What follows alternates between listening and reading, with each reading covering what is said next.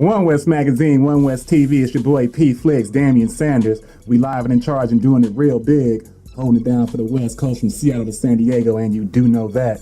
Shouts out to the big homie OG Suicide for landing on that OneWestMagazine foundation. Yeah. Right now we're here with your boy Speedy. What's that? Man, I'm chilling, man. Hey, first of all, thanks for taking the time to holler at OneWestTV. Man. Shit. Now, Speedy, now tell us about yourself. Comedian, born and raised right here in Los Angeles. Been doing it for a minute.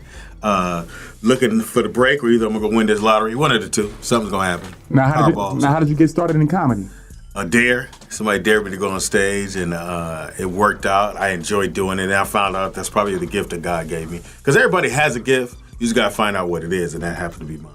Now, tell us about your first experience on the stage. Doing your first set. At Miss Wiz in Long Beach. Wasn't sexy. Wasn't sexy at all. Yeah. Told a joke that I thought was funny. So at the time, they had this commercial called it was the VA commercial, and it's somebody drinks something else, and the guy goes, "Could have had a VA," and I said, my joke was, you ever been in the mall with your girl and you see another girl look better than her, and go, "Damn, I could have had a VA." Yeah, that's what happened when I did the joke too. Now all day long. Now, was there any other comedians out there that inspired you to get started? Oh, Richard Pryor, Red Fox. Just listening to their back then their albums. Now I'm sorry. No, go ahead. Now, I was talking to Nick Cannon, he was a comedian. He is a comedian. Yeah. I asked him, who would you put on your Mount Rushmore comedians? Ooh, Richard, Eddie, Chris Rock. Chris Rock. Just three, not one more? I had to add one more, Dave Chappelle. Dave Chappelle. Okay, now, as far as comedy, now, how does a comedian come up with their material? Well, mine's real comics talk about their lives. And in order to be a comic, you had to fail at everything. You pretty much had a fucked up life. Did I say that? What's this? I said it. Man, this is Raw TV. Pretty much a fucked up life. And that's what it came from. Just my life, my dad being in my life, and those different elements. And 8 kids. You have 8 kids. 9 out of 10, you got something to talk about. Now, have you ever got on the stage and said a joke and the people didn't laugh at all? Have you ever had that uncomfortable moment? Yeah, that one time I just told you. That's it. Never happened again. I know more. I made sure that when I went on stage, I knew exactly what I was going to say, and it was going to be funny. Because I would test the jokes out on people. They didn't know I was testing them on them. But I'd test the joke out. If they laughed, then I knew everybody would laugh. Now, this is a question I have. Now, you got Martin Lawrence out there, D.L. Hughley. You got my man, Ced the Entertainer.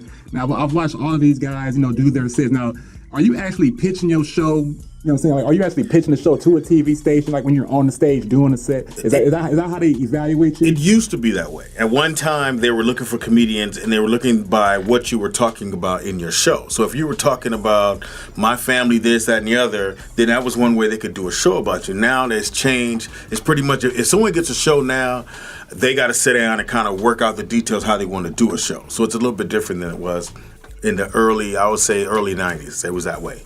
They would look at your set and they would do a show according to what you talked about in your show. Now, I'm a big fan of Cat Williams, Shouts out to my man Cat, Scroncho, Freeze, Love, all of my homies. Yeah. I used to go to the Hollywood Park Casino. They used to have a showcases up there and whatnot. Yes. Now, how important do you think it is to get practice, at your craft? Oh, you should be going on stage when you're starting out, especially when you say, well, this is what I want to do, which I don't know.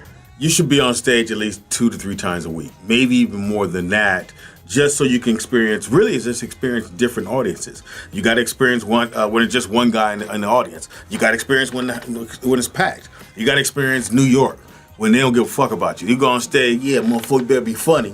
Detroit, same way. Miami's laid back. LA's laid back. Seattle, they want to hear comedy. Oakland want to hear comedy. So you need to have those different elements happen. You got to have a heckler get at you. You got to be able to hit the heckler, go back to your jokes. You want to have somebody go, yeah, you ain't funny. And then you go, yeah, I'm going to go and get out of here. So you have to deal with that. So you want all that. It's like playing chess. In order to be a really good chess player, you have to get beat a lot of times. Really good chess players have been beaten a lot of different ways and a lot of times. Now they understand where you're going to come from with your pieces, and they knock them right down. All day long. Now, how do you know when you're killing a set?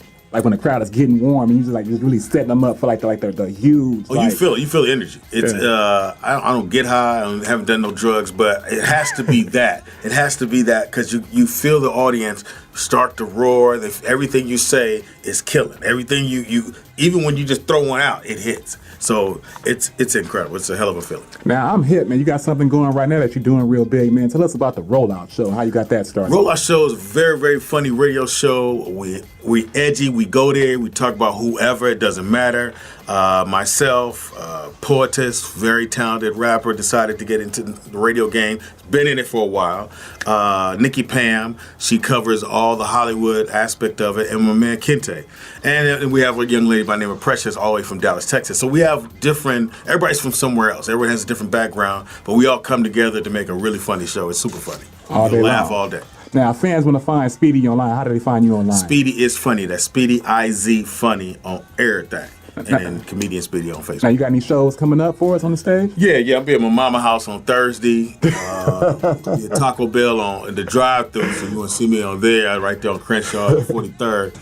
I'll be right there chilling. But no, show I got coming up, I'll be in Vegas for the Taste of Soul. They have like a Taste of Soul in Vegas. February 27th through the 28th. We'll be right there on Fremont Street. So I'll be hosting the whole thing. The radio show going to be in the house. It's going to be off the chain. We're going to take over Vegas. We're going to kill Vegas. I appreciate you taking the time, man. No, thank you, man. Hey. Can I have my camera back? That's twice you got me, dog. There it is. That's my man Speedy, man. It's OneWestMagazine, OneWestTV. Yeah. And you do know that.